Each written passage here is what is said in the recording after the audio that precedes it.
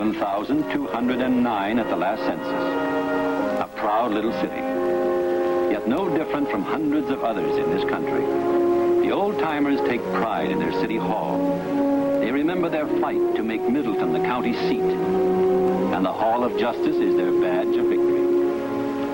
As their town became a city, their churches reflected the growing religious needs of Catholics, Jews, and Protestants alike, no matter what denomination. The little red schoolhouse grew and became State North and Central High. The old-time city with an eye to the future, always keeping pace with the times. Why did they do all this?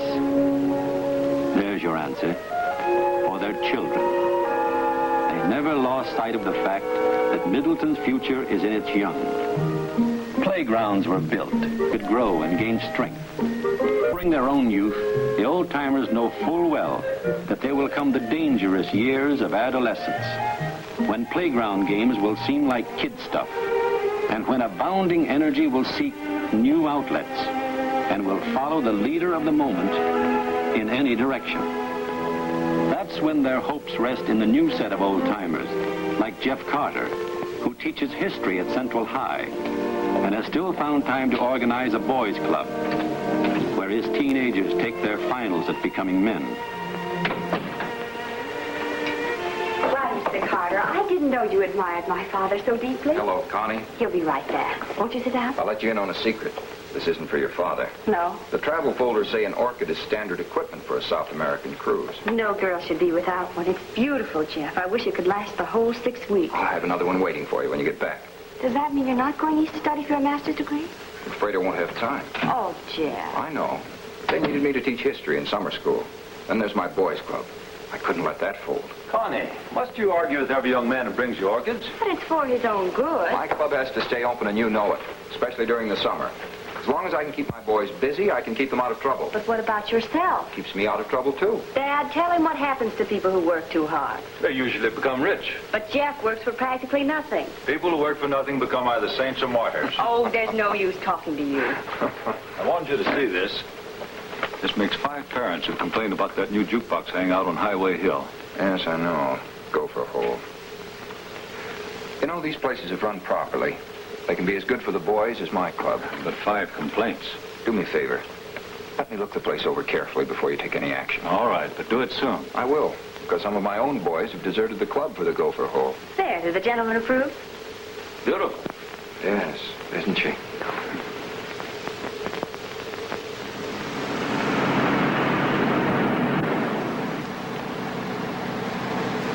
Step on it, Willie. We'll never get there. Oh, lay off, will you? You're making me nervous. But Danny said to be at the gopher hole early. You're just creeping along. Forget about Danny. Think of my father. I'm worried about what he'll do to me if I don't get his truck back before he gets home. Don't worry. We'll get it back, all right. Hey, look out!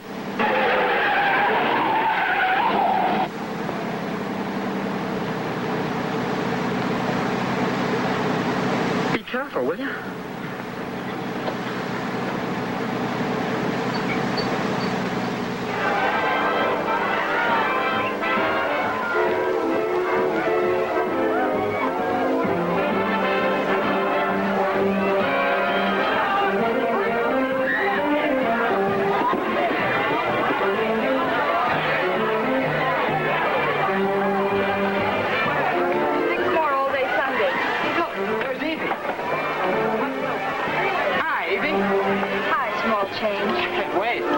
Tonight. Am I going to see you later? I'm not too tired. But, Evie, I thought we had a date. Look, this tray weighs a ton. Come on, Gene. Let's not keep Danny waiting. Let's go. It's been keeping you. Gee, Phil, I thought my folks would never leave the house. Did you get the truck? Sure. Did you leave it in back like Danny said to? Sure we did. Is Danny sore? Come on in.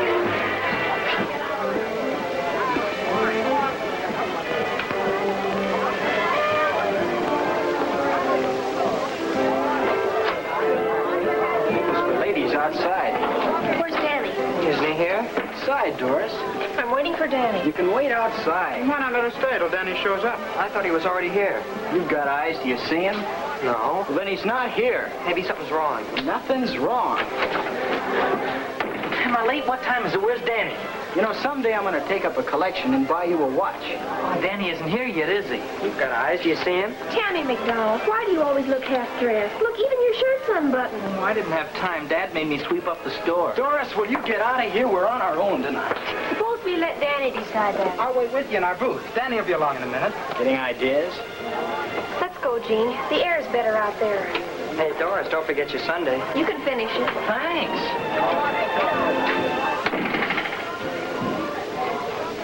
I didn't have time for dinner.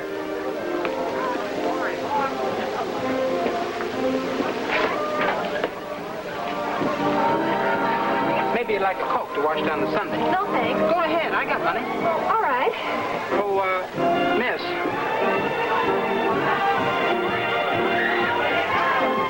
2 double Cokes. Who's paying? I told you I got money. And now you're blowing it on 2 Cokes. Double. My. You've made Edie jealous. Serves her right.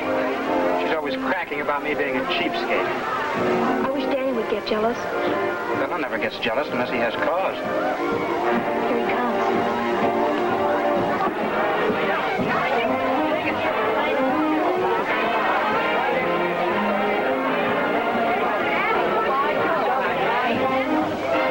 Monday was for tomorrow night. I had to see you, Danny. When you see me? Not like that. I'll go inside. Hello, Danny. Oh, hello. How much? 40 cents? And a 10-cent tip. Thank you, Danny. Jean was just asking me if you were jealous, Danny. I'm not the jealous type. Why don't you drink my Coke, Danny? I'll see you later. What cooks in that head of yours? Take me with you tonight, Danny. This job's for men only. Please. Look, one of us has to be boss. Can't it be a partnership, Danny? Well, all right. Come on.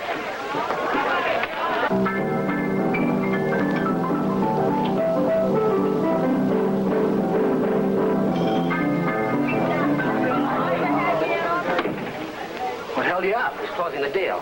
What deal? The fellow's going to take the stuff off our hands while it's still hot. Easy, fellas. Lady's present. She's coming along. Who told you? Danny wouldn't let her in here if she wasn't coming. Doris stays here. She's our alibi if anyone asks questions later. Which stuff did you get? The 1-tonner. Good. That'll hold 10 cases of perfume. Maybe you could hold out a bottle for me, Danny. Too much trouble opening a case. I'll buy you more than you can use once we get our money. I'm going to get me a movie camera. 16 millimeter. Oh, boy, I'm getting a motorcycle as soon as I get my money. Hiya, Jock. Look, boys, an honor. The owner himself is waiting on us. Never saw such a crowd. I'll have to put on more witnesses. Grab a chair, Jock, and tell us how you nearly won the Derby in 1923. Haven't got the time, boys. I haven't got the time. Now, mind what I say. If you're going to play cards, don't use money. Relax, Jock. I run a law-abiding police. Don't forget it. Don't you forget it. Jack, what time is it? On me. 8:32. Going anywhere? Well, I've got to be home by 10. Oh, quit worrying. I'll get you home. Well, are we going to play or aren't we? Remember? No money.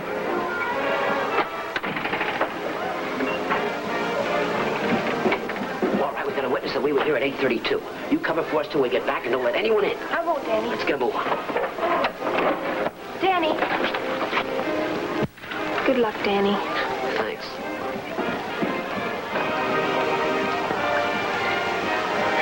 You're quite a kid.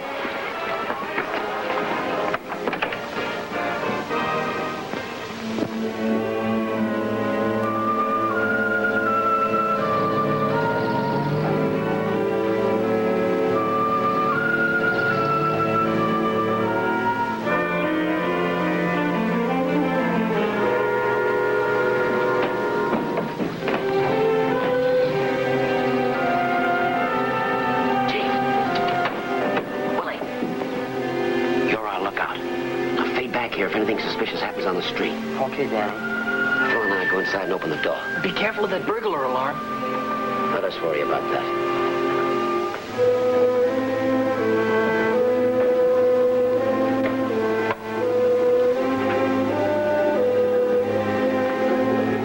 You better get to the corner, Willie.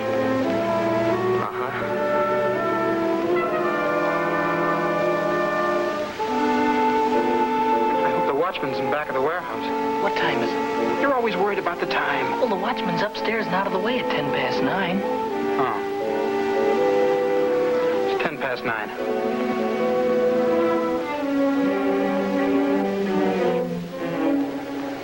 Danny'd hurry.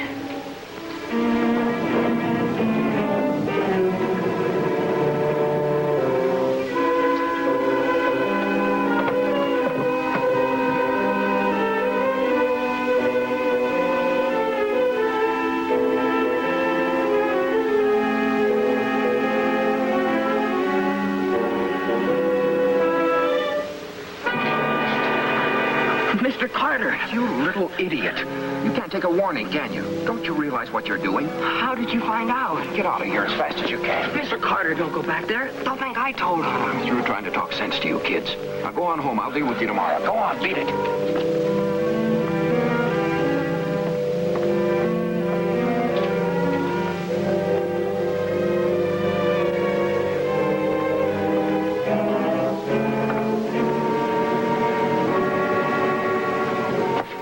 Drop those cases, you hear? Drop them. It's Mr. Carter. You, Kenny. You and Tammy and Jean. Get on home. Hurry up. Just a minute, Mr. Carter. Drop those cases. You, Danny Jones, you're coming along with me. Lay off, Carter. I'm through trying to reason with you. Now Shut up. Scatter. Go on me to the gopher hole. Stop or I'll shoot!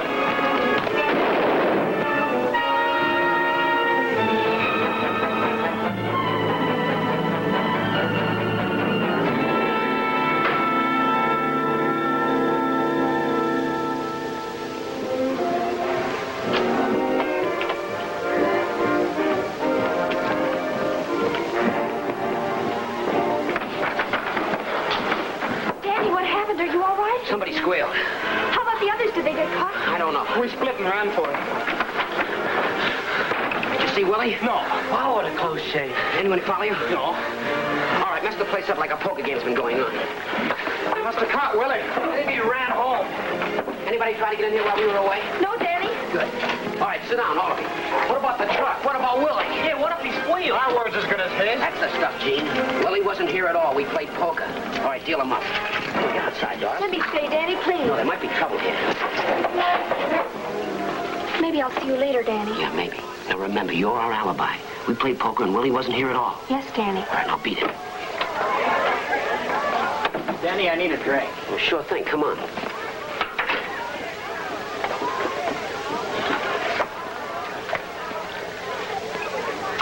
Now listen, they're having a thing on us. We've been here all the time.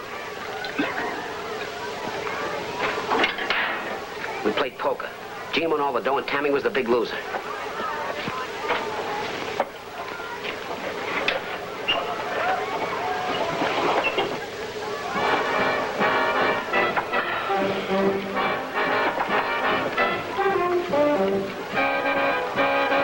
I can't open.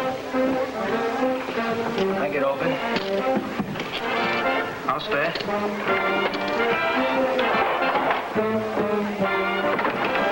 All right, on your feet, everybody. What do you guys want? Where you been tonight? Right here. Yeah? How old are you? Old enough to vote. How old are you, son? 17. How old are you? 17. Here's their bottle. Good. Keep looking for the gun.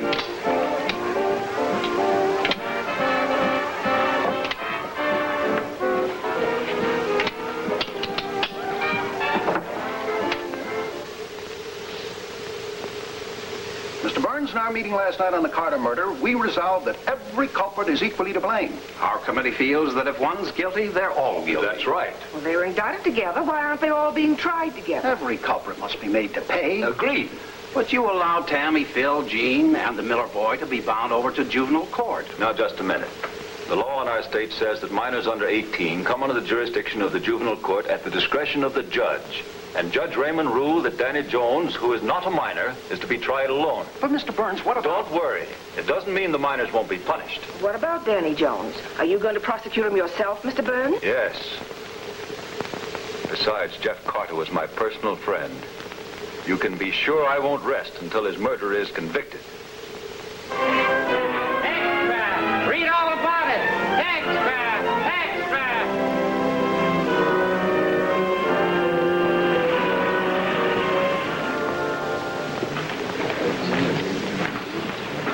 May it please the court? Ladies and gentlemen of the jury, on July 27th, Jeff Carter was murdered. You've been selected by both sides in this trial to judge and determine the guilt or innocence of Danny Jones, the accused. As your elected representative, it is my duty to present the facts I have gathered in order to prove beyond the shadow of a doubt that Danny Jones is guilty as charged. I'll bring before you competent witnesses to prove that Danny Jones organized a gang of juveniles and led them in a life of crime. That Jeff Carter found out what the accused was up to, and the two men clashed. And when they did, Jones made threats against Carter's life. That during a robbery attempt on the warehouse at 19 Front Street on the night of July 27th, Jones made good his threat. These facts constitute premeditated murder. There is no alternative. The penalty is death. Danny Jones gave Jeff Carter no alternative because there is never a compromise between good and evil. Jeff Carter was good. We of Middleton applauded his fight against delinquency. We supported his efforts in organizing boys' clubs to bring our sons through the dangerous years of adolescence. We warmed to the magnetism of his entire being. You will see in due time the evil that is Danny Jones. The state's first witness will be Dr. Oliver Hughes.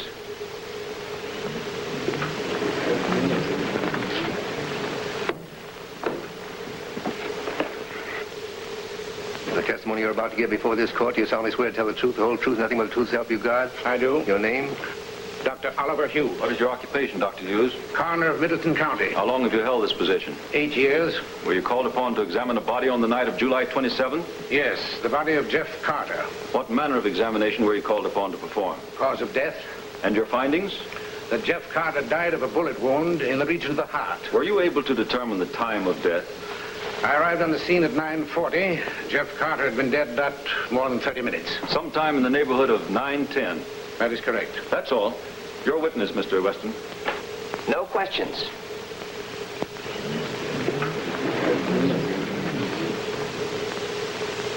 Leo Emerson to the stand. Thanks, Dad.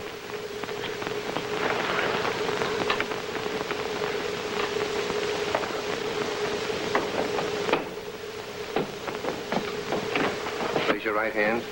The testimony you're about to give before this court, you solemnly swear to tell the truth, the whole truth, nothing but the truth, so help you God? I do. Your name? Leo Emerson. Sit down, please. How old are you, Leo? 17. Are you still in school? Yes, sir. I'm a senior at Central High. You knew Jeff Carter? Yes. How well? Very well. Do you know the defendant? Very well. When did you first meet Danny Jones? It was last May. How did you meet him? A bunch of us were playing basketball at the club. What club? Mr. Carter's boys' club. I remember I was choosing sides against Phil. I'll take George. I'll take Willie. Gene. Tammy. Ronnie. Bruce. And Jim. Johnny. Stick around, fellas. We'll be yelling for subs all along. Say, you need a referee? Yeah, I guess so. Come on. I'm Leo Emerson. That's Phil Kinney, captain of the other team. Hiya, fellas. I'm Danny Jones. Here, let me have the ball. Oh, you're not long for this world. Hey, you ready, fellas? Okay, here we go. Come over here, baby.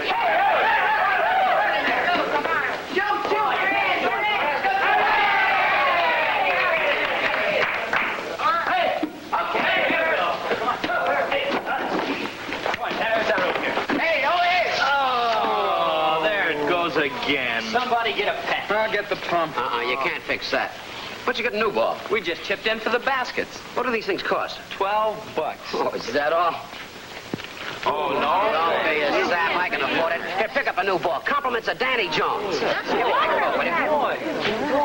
Say, who runs this gym? Jeff Carter. Want to join? Not me, thanks. What's the matter with you? It's okay for kids, I guess. And how old are you?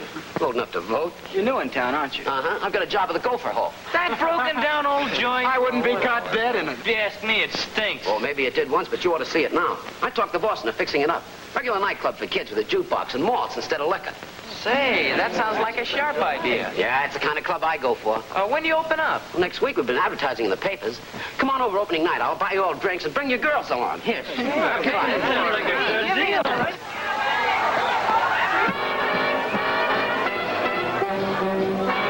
The Gopher Gopher Hole made a hit right off the bat. There wasn't a girl in town that didn't want to go out there. It made them and us all feel sort of grown up. It wasn't long before Danny got to be the most popular guy in town. When he said hello to you, you felt sort of important. And when he invited you into the back room for cards, everyone else was jealous. Card games? What kind of cards? Poker, mostly. For money? Yes. A few minutes ago, you said you didn't have $12 for basketball. Where'd you get the money for poker? Danny taught us how to rob gas stations and stuff like that. Did you and these boys make up a regular gang for that purpose? Yes. Who else was in the gang besides you and the defendant? Gene Spooner, Phil Kinney, Tammy McDonald, and Willie Miller. Why did you join? I needed money. Why? It was personal. You'll have to tell us, Leo. My mother and father separated. Dad went to live in another state. Yes? Mother got a job at the grocery store. I never saw her much, and she was always tired. I wasn't allowed to quit school and go to work, and I had to earn my way somehow. So I joined the gang. Were you still a member of the gang on the night Jeff Carter was killed? No, sir. I quit 2 weeks before. What made you quit? Dad came back home. Did you ever see Danny after your father came home? Yes. I took Mr. Carter out to the Gopher Hole one night. Why? He wanted me to. He said he was worried about some of the fellas. Which ones? Gene, Tammy, Phil, and Willie. I was kind of worried about him, too, so I went out there with him.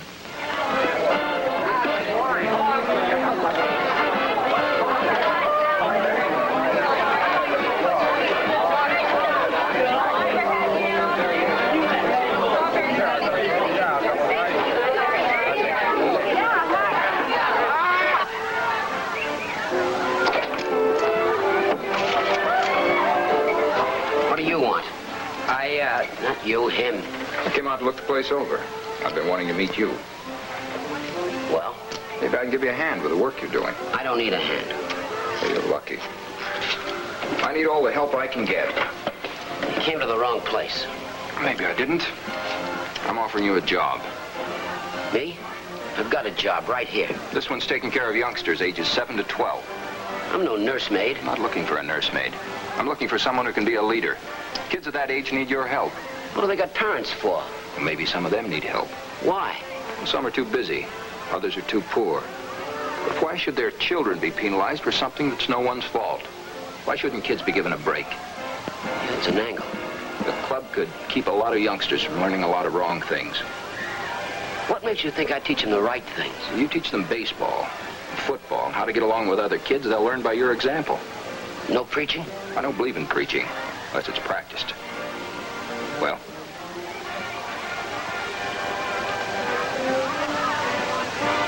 I'm not interested, Mr. Carter. in a few months, you'd be a hero to those boys. Who wants to be a hero to a bunch of brats? Those brats have a knack of catching on to phonies. Maybe that's what you're afraid of. I wouldn't try that again, Jones. Well, Danny, how about it? There's a job like yours for every man in this room. Wrong number. Try next door. It's either that or get out of town, Jones. Get in my way, Carter. I'll take care of you. You don't worry me a bit. I'm not going to let you ruin the lives of these boys. Come on, Leo. And that was the last time you saw Danny Jones before Jeff Carter was killed? Yes, sir. Thank you, Leo.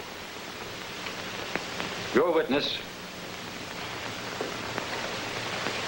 Leo, you testified that before you met Danny Jones, you were the leader of the boys. Is that so?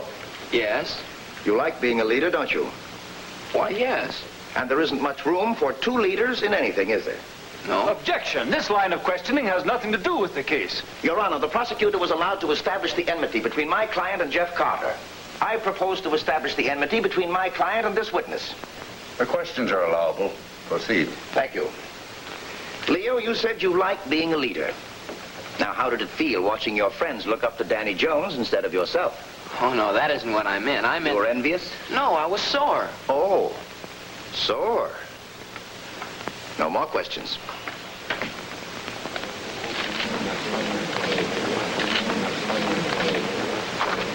You may step down, Leo.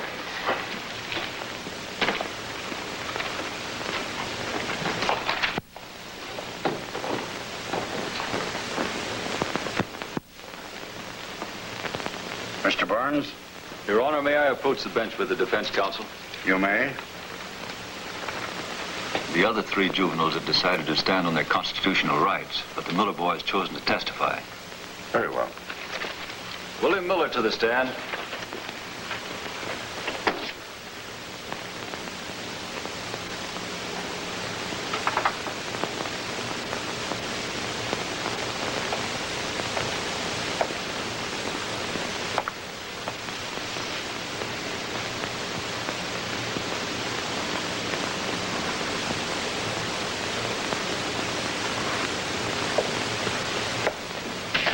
Over there, please.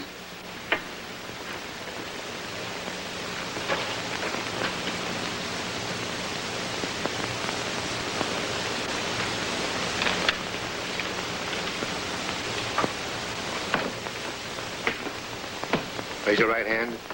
The testimony you're about to give before this court, do you solemnly swear to tell the truth, the whole truth, nothing but the truth to help you God? I do. Your name? Willie Miller. Sit down, please. Willie, do you understand that you don't have to answer any questions in this court that might incriminate you in your own trial, which is coming up?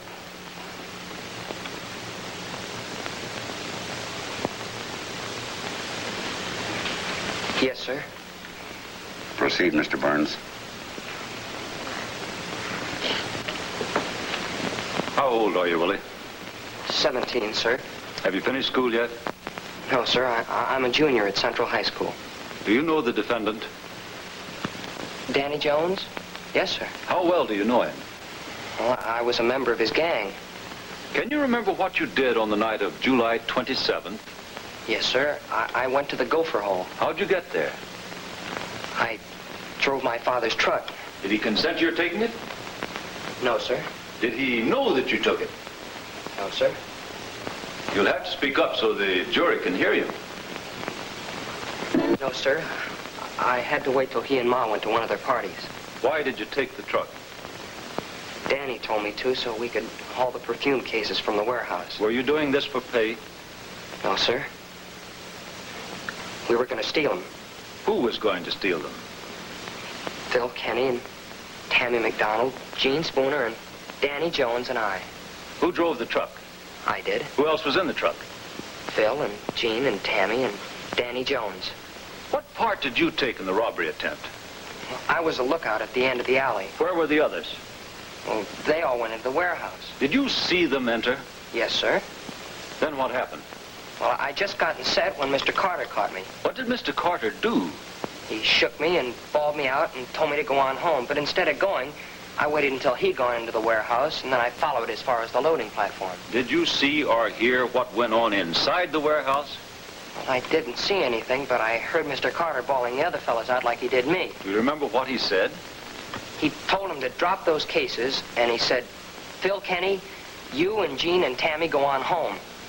And he said, Danny Jones, you're coming with me. I'm through trying to reason with you. Then what happened? Then I heard the shot. Could you tell where the shot came from? From inside the warehouse. When you heard the shot, what did you do? I got scared and ran away. That's all. Your witness?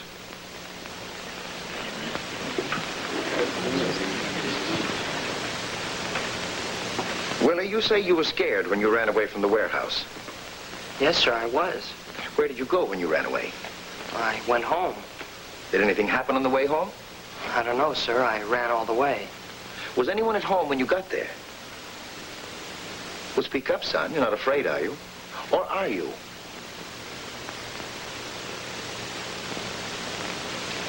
Willie, you have nothing to be afraid of.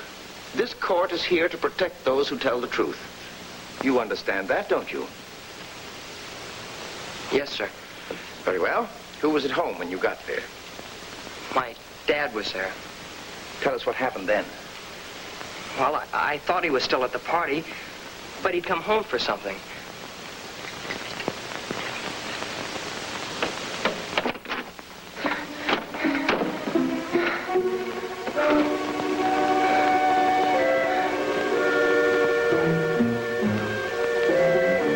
Why aren't you in bed? Scared you, didn't I? know you were home. What have you been up to? Who's been chasing you? No one. I've been out with Leo. Yeah, Leo. I didn't know it was so late. Late? It's an hour past your bedtime. Now go in your room right this minute. Yes, sir. See who it is. Go ahead, open the door.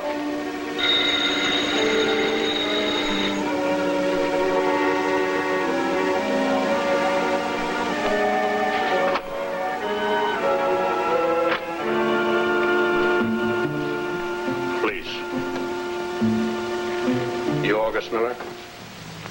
What's the matter? You own a one-ton meat truck, license number 6T5565? Yes, why? Know where it is now? In the garage? No, it isn't right now. It's at Connor's warehouse. Was involved in a burglary and... That's why you were out of breath. You were running away. No, Dad. Better tell us the truth, young fella. I'm telling the truth. I didn't do it. You're lying. I'm not. I didn't take the truck. We'll see about that. You wait here. I'll make him talk. You're crying already and you aren't even hurt. You're no good, Willie. I always knew you were no good. You're no son of mine.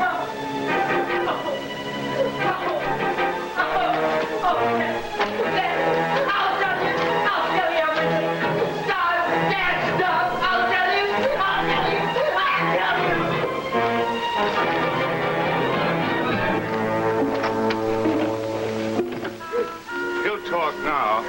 Go on, tell him. I took the truck tonight. Were you alone? Did you have someone with you? No, there were some others. Who are they? Danny Jones, Phil Kenny, Gene Spooner, and Tammy McDonald. What about Leo? Leo wasn't with us. I was lying. Where are they now? Back at the Gopher hole, I think. In the back room. Then they took me to the police station. That's all, Willie. You may step down. Just a minute, Willie.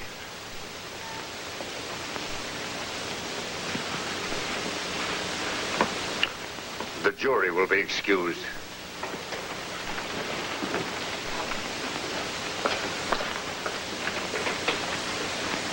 Mr. Burns, were you aware of the method that was used to extract this information? No, Your Honor. That's all, Mr. Burns.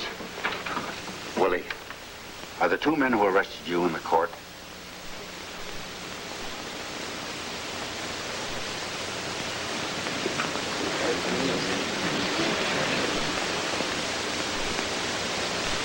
No, sir. Is your father in court, Willie?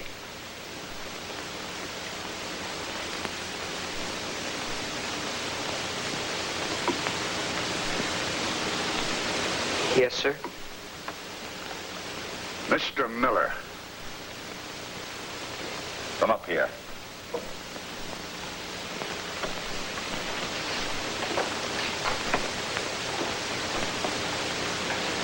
Stand in front of your son.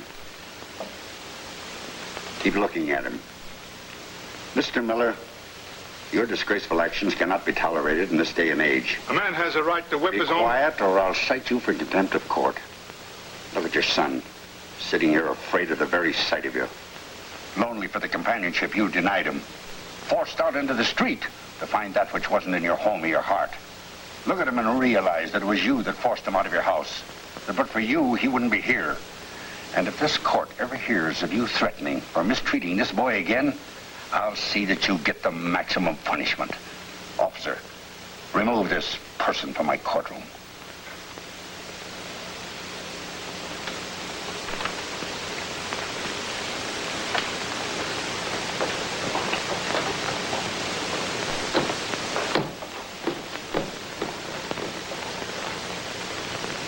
You may step down, Willie. I want those two arresting officers brought to me without delay. Court adjourned until 10 o'clock tomorrow morning.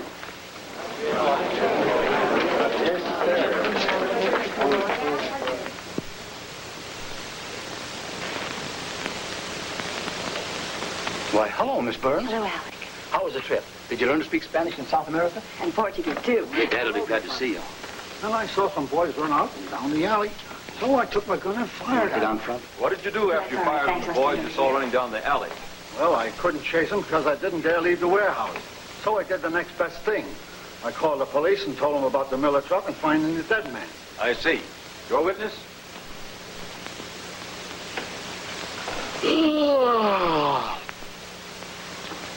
I hope we're not boring you, Mr. Adamson. No, but you're keeping me up. I ought to be asleep at this hour. Maybe you can stay awake long enough to answer a few questions. Well, I'll try. Very well, Mr. Adamson. Now, you testified that you heard a shot, that you ran to the first floor of the warehouse, that you saw some boys run out and down the alley, and that you fired on them. Is that right? That's right, that's right. How many boys did you see? Well, I'm not sure. Were there 3, 7, or 10? Well, I don't know. You see, it was dark in the alley and the boys were running. How do you know they were boys? Well... Did you tell me their ages? No. Were they 9, 19, or 90? Well, they weren't 90. Oh, well, that narrows it down considerably. Did you recognize any of them? No, I told you it was dark in the alley. I asked you if you recognized any of them. No. Can you identify the defendant as one of them? No. That's all.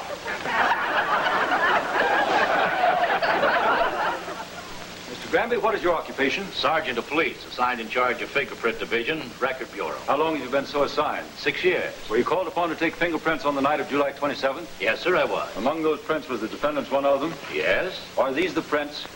Yes, this is a print of Jones' left index finger taken while in custody. This is a print of a left index finger taken from a packing case at Connor's warehouse. How many points of exact similarity have you found in those two prints? 12. Ample to establish they came from the same hand. Thank you. That's all. Your witness. May I see those pictures?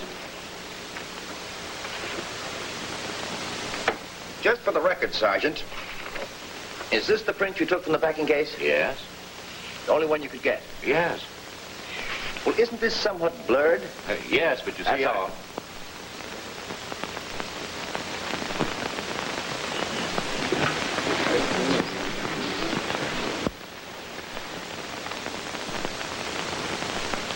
Mr. Burns? The state rests.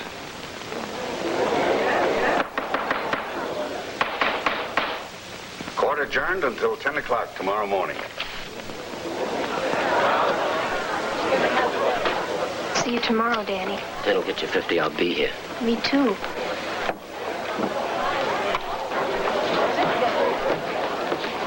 Danny! Danny! Danny! It's me, Connie. Connie? Don't you remember the orphanage at Clifton? I was the little girl who was always with you. Sorry, sister. What's that you said about an orphanage, Miss Burns? Danny and I were children together. He took care of me. Why didn't... Come on, dear. You must be tired from your trip. Dad! Did you adopt Were they her, really Mr. together Burns? in Give us the lowdown, Mr. Burns. Some other time, Freddie. Dad, that's Danny! I know it. There's nothing I can do. Oh, we've got to do something for him. We'll talk about it later. Why the brush off, Mr. Burns? Did you send your daughter out of town because of Danny? Well, what a story. How long since they've seen each other? How old were they, Mr. Burns? Is this going to make any difference in the prosecution? All right. I'll give you the story. Attaboy, Mr. Burns. In Judge Raymond's chambers. Come on, dear. When I was 19, just starting my law course, I met Cynthia, Connie's mother. We fell in love, and I persuaded her to marry me. But when I took her as my bride to Long Island to meet my family, they refused to see her. There was an annulment. My family offered Cynthia a settlement, but she wouldn't take a dime from them or from me. She just disappeared without letting any of us know there was going to be a child. About 10 years ago, I got a message from Anna Templeton, a matron in an orphanage somewhere in Ohio. She was there when the doctors told Cynthia she couldn't live, and Cynthia made a promise to keep Connie's birth a secret from me. Miss Templeton registered the baby as an orphan and took a job with the home to be near her. Connie was a sickly child, and when she was 10, her condition became extremely serious. That's when Miss Templeton broke her promise and sent for me. She had proof that Connie was my daughter. This ring, I had given it to Cynthia, and this lucky charm were among the things that were left. I took Connie to a famous clinic. After they started her on her cure, we settled in Middleton on their advice. That's the story. And I'm not proud of it. All right, Connie, they want to hear about Danny now. After I left the orphanage, I never got a chance to say goodbye to Danny. The first thing I remember, I was taken downstairs to meet my father. I called for Danny, but they said it would be bad if he knew where I was being taken, so I never got to say goodbye. I had so much to thank him for. As long as I can remember, he protected me.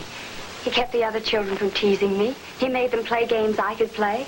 He never left my side when I was sick. Twice he kicked people in the shins for trying to adopt him without taking me along. He was more than a brother to me. He took the place of a whole family. After we came here and I got well, I wrote him letters every day, but they were never answered.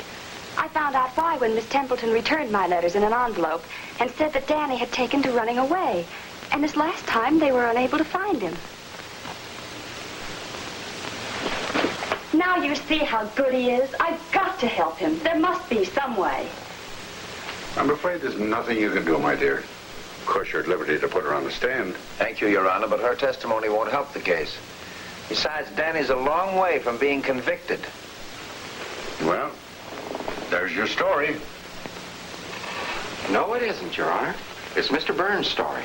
As far as my newspaper's concerned, it belongs in the past. What do you say? It goes for my paper, too. Mine, too.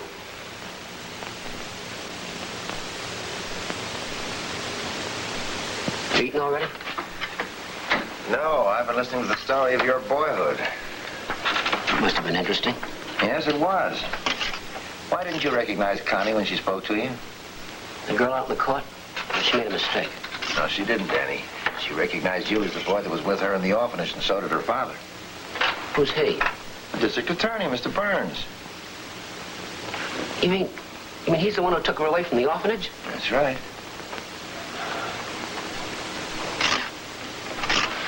Don't you want to hear about it?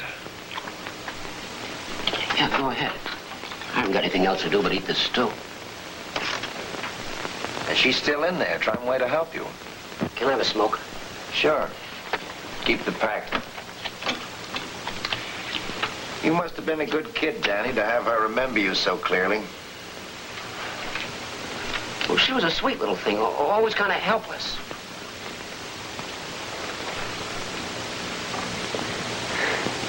That guy Burns. He sure did all right by Connie.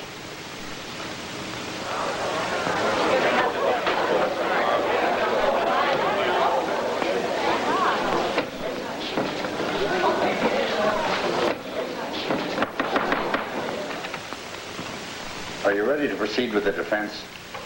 Ready, Your Honor? Your Honor. Ladies and gentlemen of the jury, the state has attempted, in a roundabout and confusing manner, to prove Danny Jones guilty of murder in the first degree. But the truth is a simple thing, arrived at without devious twistings and turnings. I can assure you that before this court day is over, you will have heard the case for Danny Jones. It is that simple. I will bring but one witness to the stand, and she will prove with competent testimony that Danny Jones did not leave the Gopher Hole on the night of July 27th and therefore could not have been at the scene of the crime. Doris Martin to the stand.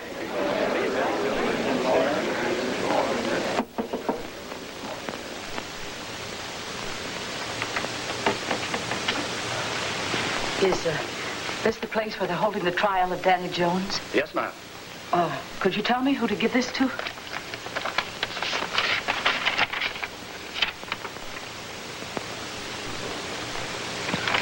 You can't see him until after the recess, Mr. Appleton. But come in and wait.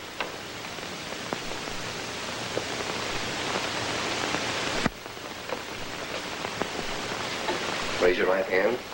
In the testimony you're about to give before this court, you solemnly swear to tell the truth, the whole truth, nothing but the truth, so help you God? I do. Your name? Doris Martin. Sit down, please.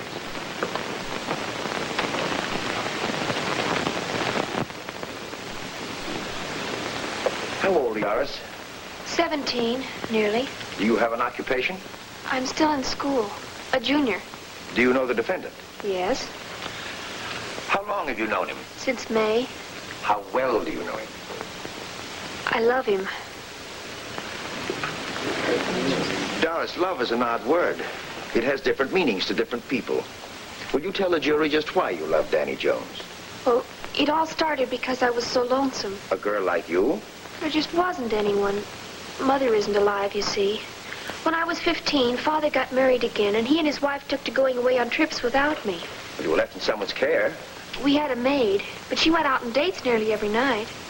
You mean you were left at home alone? I didn't stay home. I went out on dates, too. Did you have any girlfriends? Yes, but after a while, they all got jealous. How often did you go out? Every night for nearly a year. Then I stopped. Why did you stop? Oh, it wasn't fun any longer. There was no one who loved me.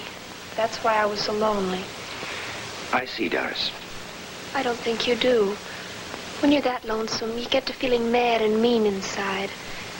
When I met Danny, I knew right away he was different from anyone else. He was kind and gentle and sort of grateful. I think we understand, my dear. How often did you see Danny? Whenever I could. Almost every afternoon and evening. When was the last time that you were together? The night they arrested him. Were you alone?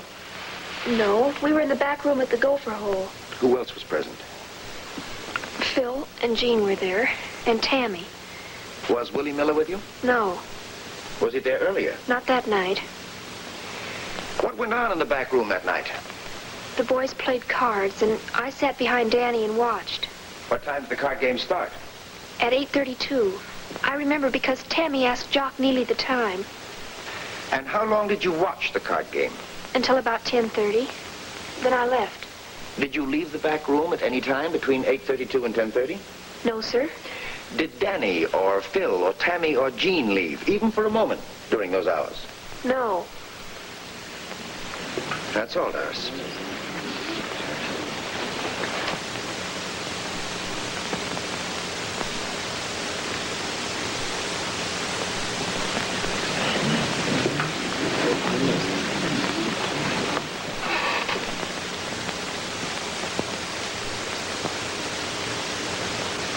Doris, if it was a question of life or death, would you tell a lie for Danny? Yes. I'm sure you haven't told any lies, but there are certain facts I want to clear up. Yes, sir. Will you name the boys who were in the back room of the Gopher Hole once more? There was Danny, Tammy, Phil, and Jean. And no one else? Only Jock Neely when he brought in the malts. There was no other boy there that night? No, no other boy. Do you know Willie Miller? Yes.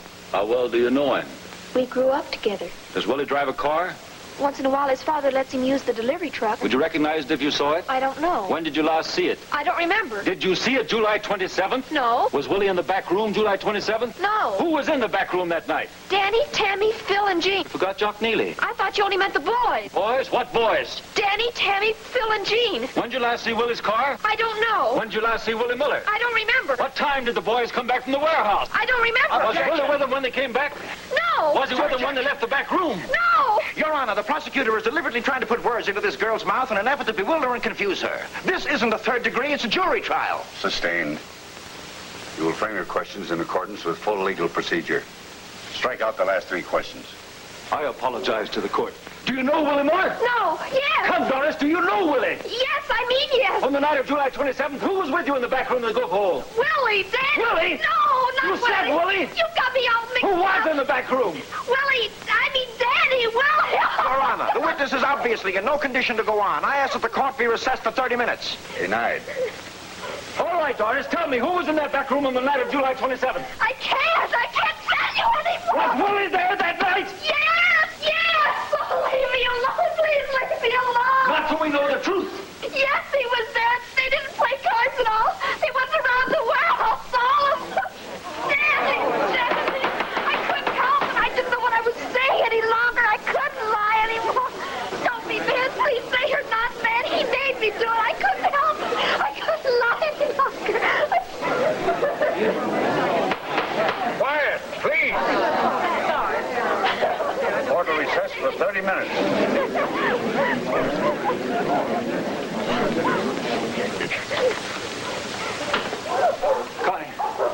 take care of this child, please? Yes. Hey, God, get me out of here. I know a cozy spot where you can get a lethal cocktail, Burns. I need one. What else could you do? You certainly fooled me with that cooked-up story of yours. I'll lay off. I have a reputation for defending innocent men. When I take a case, I believe in my client. That's why I win. You giving up now? In here, Miss Templeton. Don't leave me alone with her. Hello, Danny. How did you get here? What do you want? I've been reading about you in the papers. I just had to come and see you. I'm Anna Templeton. I used to be Danny's nurse at the orphanage. How do you do? Is it possible to be alone with him? I've got nothing to say to you. You have 20 minutes, Miss Templeton. You haven't changed, Danny. You have. You've gotten old. I've been very ill lately. What did you come here for anyway? To preach to me? No, Danny. Well, then what do you want? Do you mind if I sit down? No, go ahead. Danny, what I have to say to you is very important. You must listen to me. Look, if you've got something on your mind, tell me and get it over with. You've every right to treat me this way. It's my fault that you're here now. Oh, that. Don't go into that. I know the whole story. Oh, no, you don't. You can't. Burns let the secret out of the bag yesterday. My lawyer told me everything. No one knows the secret but me. And I haven't broken my word to your mother yet. My mother? Yes. Cynthia Burns was your mother. That man out there, the district attorney, he's your father.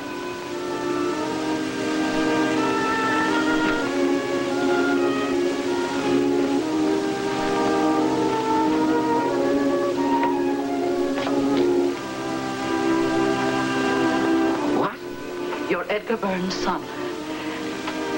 Me? I had to do it. The doctor said Connie would die if she stayed in the orphanage, and I knew Mr. Burns would take good care of her if he thought she was his child. Oh, no! Wait a minute. I can't forgive myself for what he did to you, Danny. I shouldn't have meddled. I should. Go tell your secret to the old man. See how he takes it. I want your forgiveness. Go on. Go tell him. There isn't any time. Go on, get a move on. Tell everybody. Tell him what a big joke you played on me. Tell him what a big joke it is on Burns. Tell him what a big joke it'll be on Connie. Wait a minute. You're lying. This is some kind of trick. No, Danny. Yes, it is. That Burns, he's got brains. How about the birth certificate? How did you fake that? Go on, tell me. You never had a name. Your mother gave them a false name. How about Connie's mother? Connie was a foundling. We named her at the home.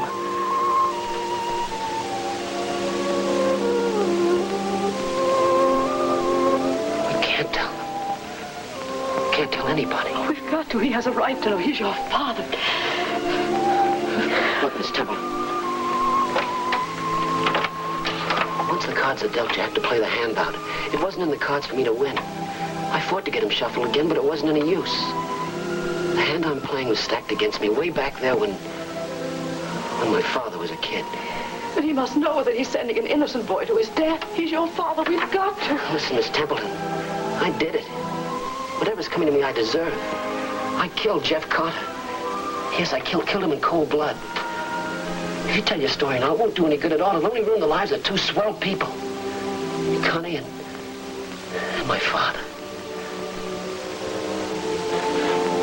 Promise me one thing. Keep that secret till your dying day. I promise, Danny. You always hated tears, didn't you? I guess I can stand them this once.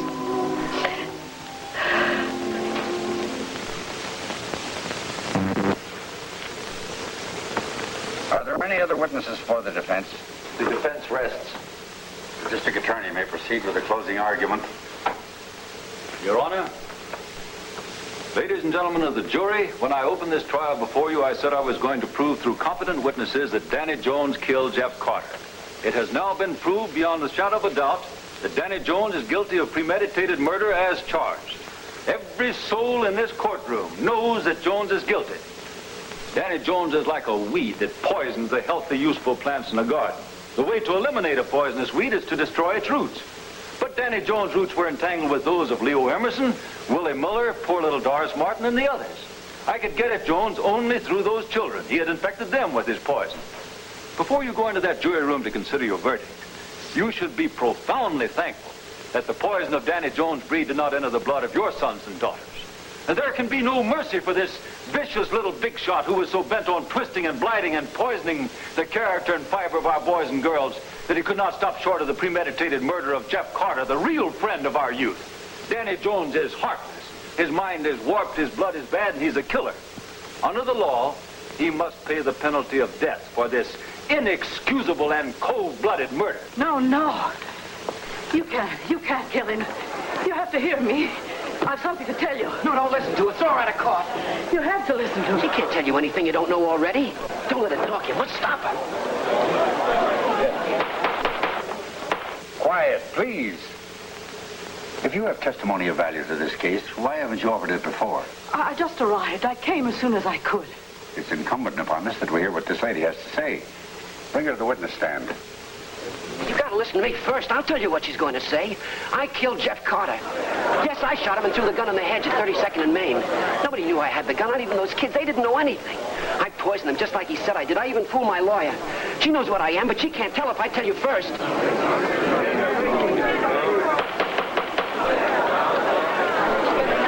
let her talk. Don't let her talk.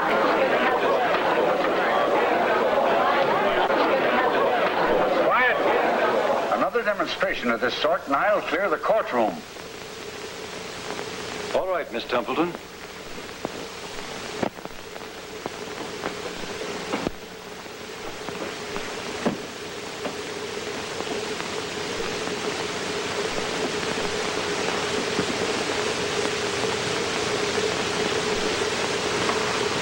She's dead.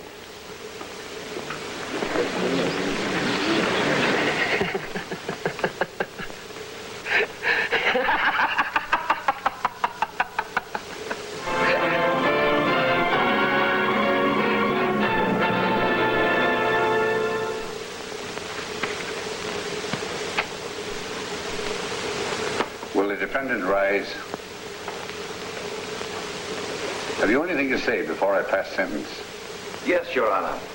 But first, let me express my thanks for your acceptance of my explanation with respect to Doris Martin's testimony. If I had known that this case was based on a lie, I wouldn't have taken it. Now I'm thankful I didn't know, because there is more to this trial than the mere conviction of a young man who has admitted his guilt. I want to speak in explanation for Danny Jones rather than in defense of him, because in his explanation lies the mitigation for his crime. We boast that every American is born with an equal chance. By an equal chance, we mean a decent home, loving and dutiful parents, and an adequate education with which to start him on the road to becoming a useful member of the community. How much of this did Danny Jones receive? Did he have what we consider a decent home? No. For no matter how hard we try, we can't include parental love and understanding in the structure of an orphanage. We can only provide shelter and education. The record shows that Danny Jones spent most of his time running away. But he didn't try to escape because of inherent badness. He ran away in search of affection when the one person he loved was taken from him. Now, what about his parents? Who are his parents? Where are his parents? No one knows, not even Danny Jones. Can you now say, Danny Jones, I judge you with the same measuring stick as I would someone who had all those advantages? Would that be giving Danny Jones the break that we Americans insist everyone is entitled to? We must understand Danny Jones when we judge him. We must recognize him as the symbol of so many others to whom we must somehow supply the advantages that are the birthright of every American boy and girl, not only for their sakes, but for the ultimate good of the American community. That is the explanation for Danny Jones. He's ready for sentence. Thank you, Mr. Weston. When the terms of a sentence are left to the discretion of the court, as the laws of our state provide, the judge must weigh every aspect of the case with utmost care. This I have done. Danny Jones, you stand convicted of the crime of first-degree murder. It is the judgment of this court that you be confined to the state penitentiary for the rest of your natural life. Court adjourned. Danny, the law offers a reward for good behavior, even for those serving a life term. I hope you take advantage of it. We'll be working for you, Danny. My father and I. I hated him until I saw you that day. Funny how easy it is to change your mind. You don't hate him anymore? I couldn't if I tried. After all, he's your father.